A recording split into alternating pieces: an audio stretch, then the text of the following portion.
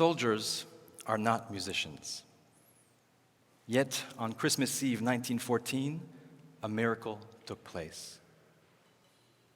The Great War had broken out at summer's end, and soon the front had become a vast gravesite. Dug into a deep, cold, sloppy trench in the frozen fields of Flanders, and as the pallid winter sun dimmed into darkness, a German soldier began to sing, Stille Nacht, Silent Night, interrupting the shots coming from all sides. Hearing this, British soldiers cowering in the mud across deadly no man's land began to sing along. The shooting stopped, and slowly but surely, brave and bewildered men on both sides crept out of their holes and hesitantly made their way across the open battlefield, singing in unison. Meeting in the middle, they ended up spending the whole night together in brotherly camaraderie, exchanging smokes, schnapps, songs, and stories during what was one of the deadliest wars in human history. Music had brought peace to enemies. If it hadn't been for the orders of generals to resume fighting the next day, this conflict would have been over right then and there.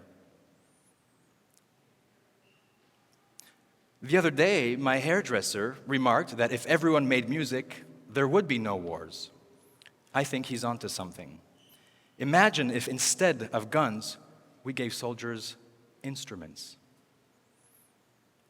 My personal experiences as a concert pianist, teacher, organizer, cultural activist, have convinced me of music's boundless power to inspire and to unite. The great American poet and 19th century abolitionist Henry Wadsworth Longfellow aptly observed that music was the universal language of mankind. Music is widely recognized as a natural human art form, evolving at the same time as language itself. Music touches directly upon our emotions, whereas language speaks to our minds. The combination of both creates an explosive reaction upon the human psyche. From the very dawn of humanity, music has served as an instrument of social bonding and mutual understanding, reinforcing tribal unity and cooperation necessary for the survival of the group. From hunting and gathering to migrating, ritual, and entertainment, music has been ever present in our human experience. Music in our times today follows upon these early traditions, the main difference being that we can now enjoy it at will. This is both a huge luxury and an unfortunate disincentive to making music ourselves. Up until the advent of the phonograph and radio, everyone partook in music making. Today, we just pick up our phones and press play. But our deep-seated urge to make music remains as strong as ever. A luminous insight is revealed by this. In each one of us lies a natural musician. And while talent is unevenly distributed, I'm convinced that we all have a gene for music. Don't we all have experiences singing in the shower, humming along to the radio, whistling while walking, chanting at church or even at a sporting event? Even clapping and dancing at a concert are instinctual acts of music making. Not a single culture on earth has evolved without music, unless it's been unnaturally restricted or banned, as it has most recently in Afghanistan and Chechnya. Music is such a deep-seated part of our human identity that even NASA sent a representative sample from around the world into its deep space Voyager probe, in case curious aliens encountered it and wanted to know more about us. And while it's great to listen to music, making music at any level is essential. It brings unlimited joy and solace, builds empathy and compassion. It reconnects us to ourselves and to our fellow human beings at a time when our digital lives are disconnecting us. Instead of letting division reign supreme, music moves us toward love supreme. Music is extremely powerful, and when it's harnessed for good, it can change the world. Ludwig van Beethoven's Ninth Symphony, with its famous Ode to Joy finale on a poem by Friedrich Schiller about fraternity and freedom, has done just that for the last 2 centuries. The Ode to Joy remains one of the most beloved tunes known to all up until today.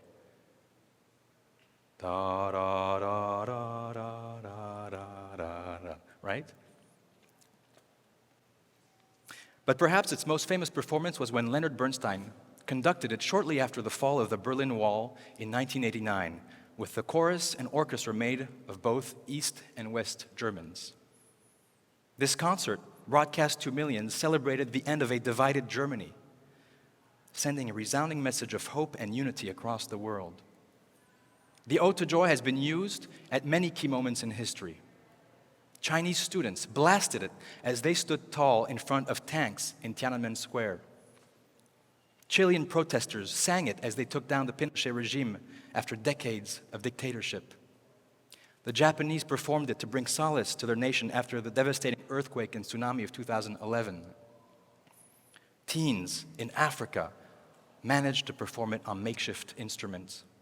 Even Jews and Muslims have done it together as part of the West Eastern Divan Orchestra, led by Israeli conductor Daniel Barenboim and Palestinian scholar Edward Said. And more recently, it has been used to shine a light on the plight of Ukraine. The Ode to Joy is also the official anthem of the European Union.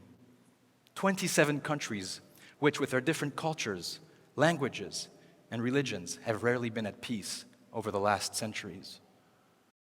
The Ode to Joy symbolizes the unity achieved under joint democratic institutions.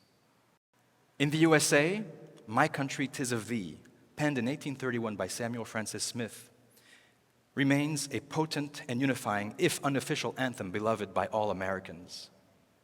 While this hymn was performed at Barack Obama's inauguration by none other than Aretha Franklin, its most significant historical performance was when world-famous opera singer Marian Anderson sang it on the National Mall in Washington, D.C., in front of 75,000 people of all colors in 1939. It's an interesting story.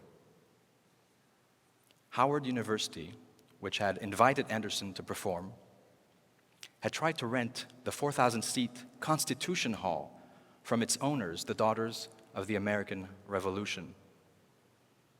However, the DAR refused due to their rules on racial segregation.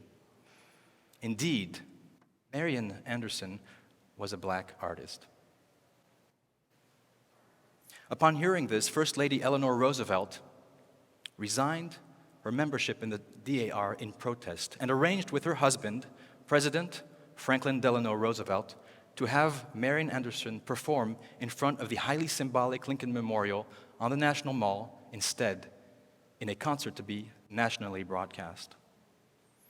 Marian Anderson's stirring performance of My Country 'Tis of Thee that day marked a turning point in the civil rights movement, shining a light on this country's racial lines on a massive scale.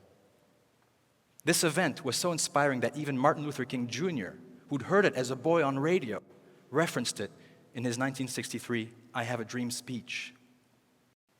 He said, "This will be the day when all of God's children will be able to sing with new meaning, My country 'tis of thee, sweet land of liberty, of thee I sing." This story also brings to mind the great Josephine Baker, another major figure in the civil rights movement who had a major influence on the desegregation of music venues across America.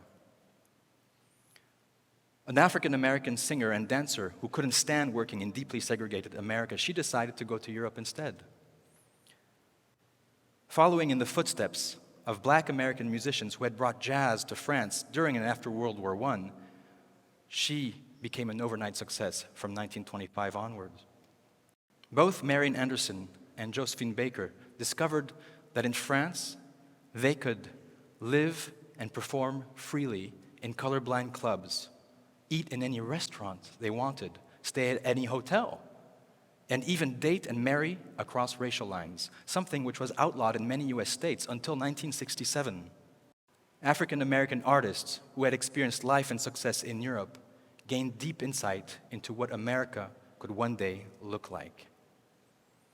Both Marian Anderson and Josephine Baker were adulated and welcomed everywhere in Europe. But back at home, they were constantly reminded that they were second-class citizens and second-class stars. The Woodstock Festival of 1969 was another watershed moment in musical history. An event that celebrated boundless creativity, peace, and love across racial and gender lines during the unpopular Vietnam War. It helped lead to many changes in society, including the right to vote at 18 instead of 21, ensuring that the government couldn't send its youngest citizens into war and death without giving them a chance to express themselves through suffrage. Musicians have always inspired change through music.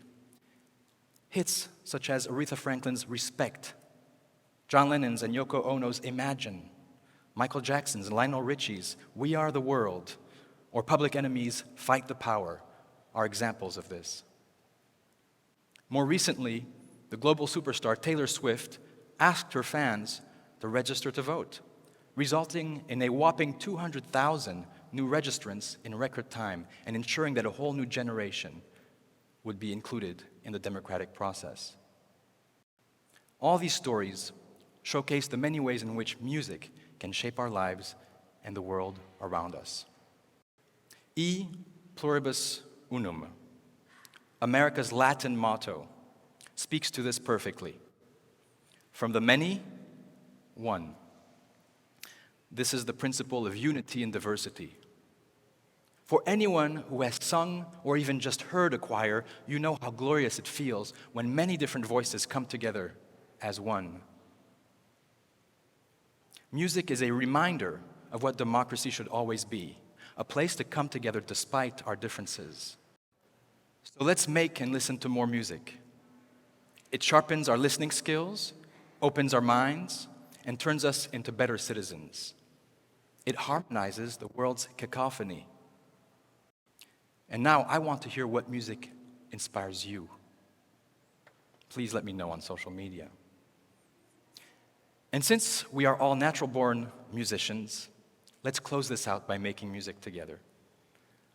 I propose that we hum Beethoven's Ode to Joy as a reminder to make music, not war. La, la, la.